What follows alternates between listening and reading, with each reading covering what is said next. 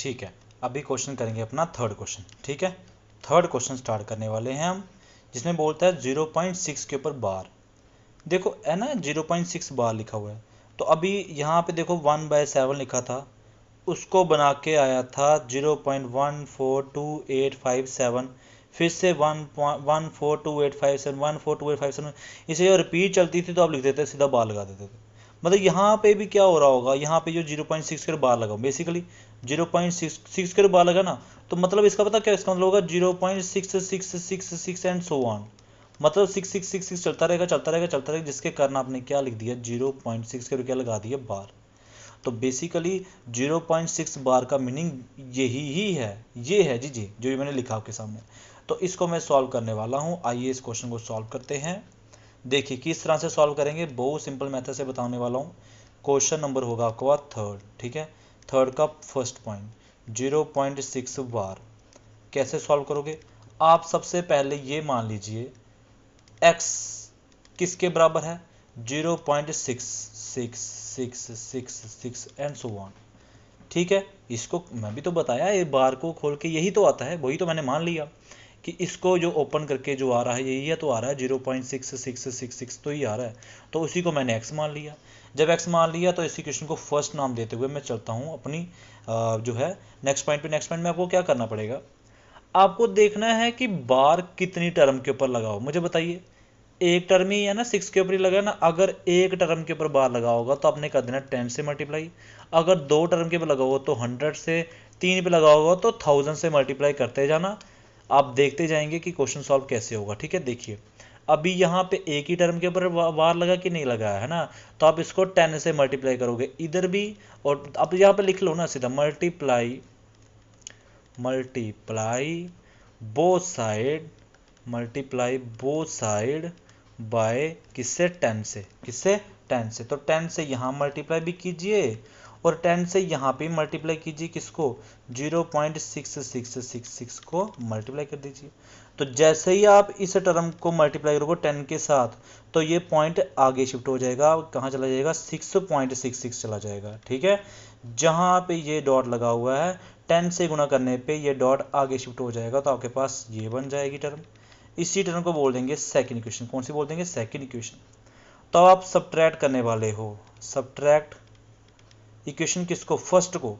Subtract first from कहाँ से, second से निकालिए, सेकंड से, जहाँ से निकालिए सेकंड से। तो 10x में से आपने क्या करनी है, फर्स्ट निकालनी, फर्स्ट क्या है x, तो 10x में से क्या माइनस करोगे, x माइनस करोगे, इक्वल्स टू आगे क्या है 6.6666 सो ऑन, इसमें से माइनस करोगे ये वाली क्या 0.6666 सो ऑन माइनस करोगे।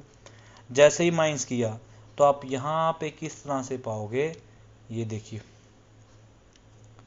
आप बताइए 10x में से x गए तो क्या बचेगा x, 9x क्या बचेगा 9x, 10x में से एक x गए तो 9x बचेगा।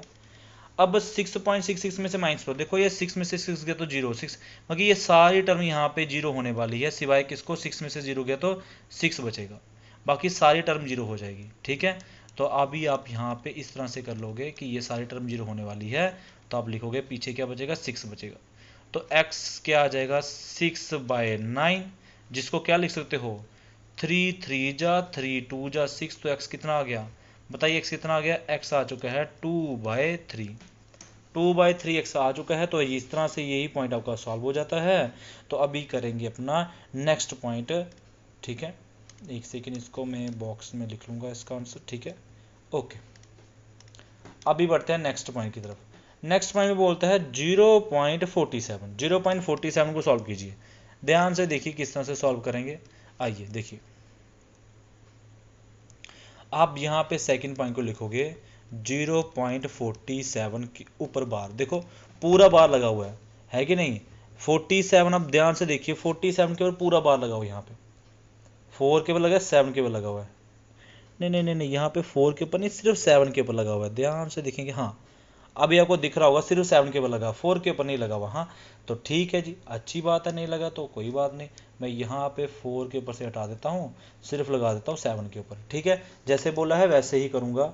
चलिए अभी स्टार्ट करेंगे क्वेश्चन को, तो पता चलेगा आप इसको इस तरह से लिख सकते हो, क्योंकि 0.47 के ऊपर बार लगा है ना, तो इसका मीनिंग क्या होगा, 7 ही रिपीट हो रहा होगा। तो आप कर लोगे लेट x इक्वल्स टू 0.4 तो लिखोगे, फिर 7777 लिख दीजिए। तो आप यहाँ पे इक्वेशन दे देंगे फर्स्ट इक्वेशन। क्या दे देंगे, फर्स्ट इक्वेशन।